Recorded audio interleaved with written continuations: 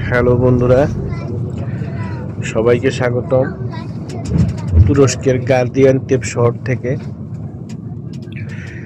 আমি এখন গাজিয়ান্টেপ শহর থেকে চলে যাচ্ছি উরফা শহরে। এখন সকাল 11টার সময় গাড়ি ছাড়লো, যাইতে 2 ঘন্টার মতো লাগবে। আর এখানকার তাপমাত্রা 6 ডিগ্রি, মোটামুটি শীতই বলা যায়। রৌদ্র উঠে কিন্তু তাপমাত্রা বাড়ে না, 6 ডিগ্রি 7 ডিগ্রির মধ্যেই থাকে। আমি যে গাড়িতে উঠছি, গাড়ি একটু দেখাই আপনাদেরকে।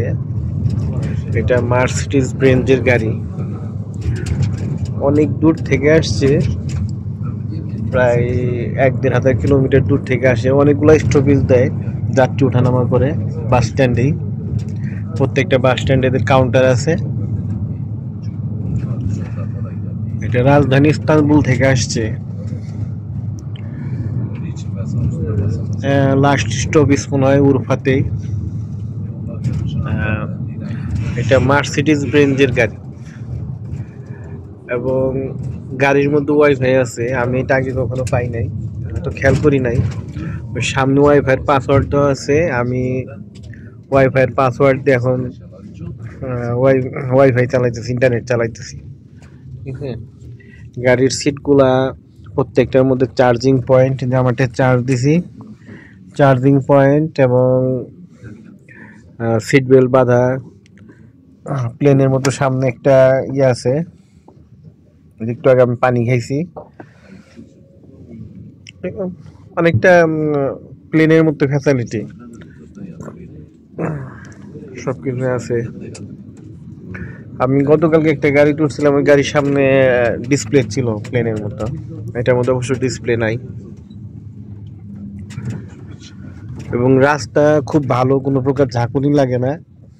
আর 7-8 ঘন্টা 10 ঘন্টা জার্নি করলে টায়ার্ড লাগে না, রিল্যাক্সে জার্নি করা যায়।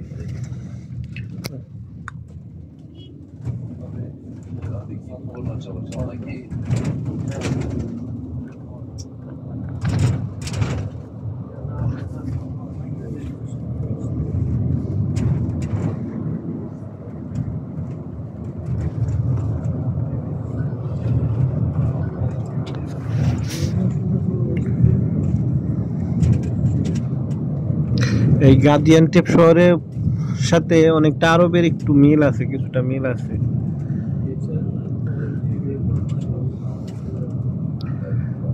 আচ্ছা বন্ধুরা, এই ভিডিও এখানে শেষ করব। আবার দেখা হবে পরবর্তী ভিডিওতে। সবাই ভালো থাকবেন। সবাইকে স্বাগতম আমার নতুন আরেকটি ভিডিওতে। আমি তুরস্কের গাজিয়ান্টেপ শহর থেকে উরফা শহরে যাচ্ছি। এখানে গাড়ি ব্রেক দিছে 10 মিনিট, আবার গাড়িটা ধুচ্ছেও। এই গাড়িগুলো লং রুটে চলে, প্রায় 2000-3000 কিলোমিটার রান করে। আমি অল্প পথে যাচ্ছি, তারপর একটা ব্রেক পাইছি।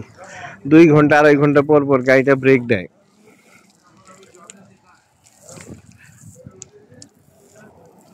এখানে দোকানপাট আছে, সামনে পাম্প আছে।